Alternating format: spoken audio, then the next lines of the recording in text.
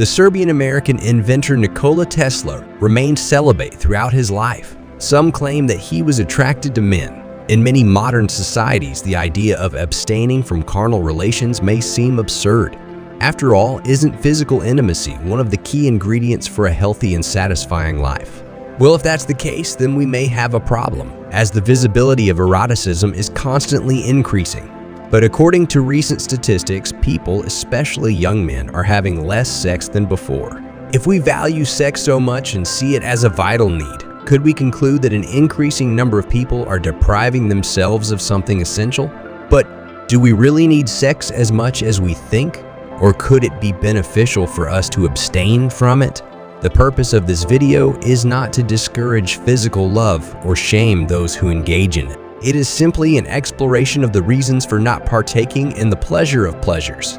The sacrifice may not be worth it. Sex, in many cases, comes with a price. When you're not in a relationship or marriage, enjoying intimate encounters can be complicated, even uncomfortable. From the perspective of a single person seeking a partner, you need to be physically present in places where potential partners might be, or use online services like dating apps and websites. However, this pursuit is not always successful. Depending on how the people you're interested in perceive you, it can take time to find someone who meets your physical criteria. Even when you find a suitable partner, there's always the possibility that there's no chemistry or that performance-related concerns arise. And worse yet, the person you've just met could turn out to be dangerous or cause future problems. Of course, there's also the option of paying for pleasure, but are you willing to spend your hard-earned money on a brief carnal encounter with a casual partner? As in many areas of life, seeking intimacy involves risks. Over 2 millennia ago, the philosopher Epicurus, the creator of a moral philosophy centered on pleasure, explained why carnal relations weren't among the pleasures he sought. According to Epicurus, sex is a natural desire but not necessary for happiness and satisfaction, which are the ultimate goals of Epicureanism. Furthermore, he argued that sex is not beneficial and at best doesn't cause harm, implying that it's essentially detrimental. While many may disagree with this claim, several studies show a correlation between poor mental health and the frequency of casual sex. Similarly, it's clear that accepting potential risks and sacrifices depends on each individual.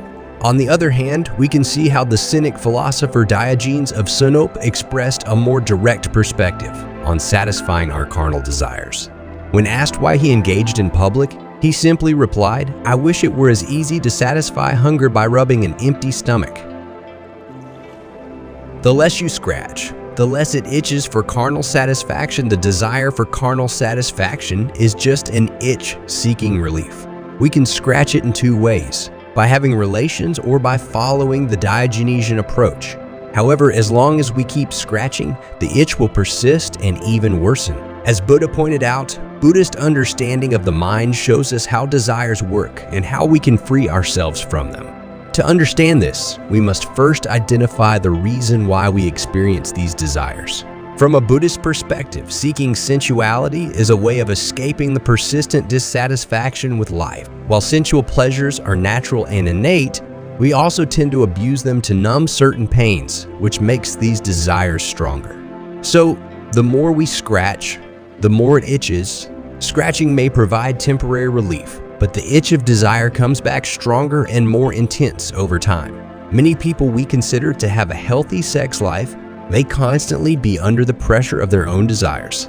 They simply have access to one or more willing partners to regularly satisfy these desires. While this also makes them persist, the Buddhist monk argues that celibacy can be beneficial even for those who are not Buddhists because it frees them from a strong desire that is defining all of human life. He mentions this because the life of an ordinary person revolves around pursuing desires and getting what they want, which also often revolves around sensuality, finding a partner, building a family. It all revolves around the most basic desires that are undoubtedly deeply rooted. So if someone is able to go against that, not only denying but also developing the wisdom not to give in to these impulses, they can eventually overcome these desires. And then imagine the freedom the mind will have. From that perspective, the less we scratch, the less we need to scratch. And according to those who practice celibacy, not needing to scratch is a great relief. a different and more expansive life. Renouncing sex may seem like a drastic reduction in life satisfaction, but countless testimonials from celibate individuals describe a different and more expansive life. By eliminating the pursuit of sex and romance in our lives, our engagement with the external world is likely to decrease. But this disconnect also creates an opportunity for our inner world to flourish. By observing human behavior, we see that Ajahn Amaro's assertion is true, that our lives often revolve around the deeply rooted desire for sensuality and finding a partner. Many people build their lives around this, striving to be attractive to those they desire. The anticipation of sensuality and romance motivates people to take care of their appearance, build a muscular physique, use beauty products, or high heels. Ajahn Amaro explains that by choosing celibacy, everything that facilitates the satisfaction of our carnal desires loses power over us. Elements like social status or physical attractiveness to attract potential partners become useless once the goal is eliminated, rendering their means obsolete. This mechanism applies to all areas of life. For example, if we don't need an expensive house, we don't need income to get it.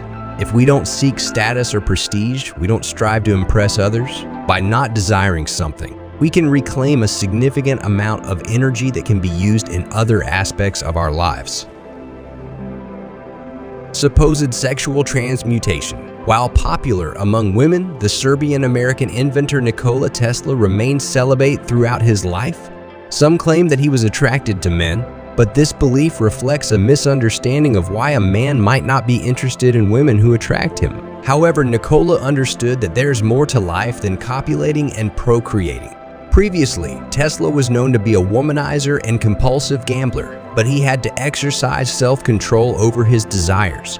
He recognized the impact a romantic relationship could have on people, especially inventors, and saw it as a threat to his cause. When asked if he believed in marriage, he responded that for an artist, musician, or writer, it might be valid, but not for an inventor.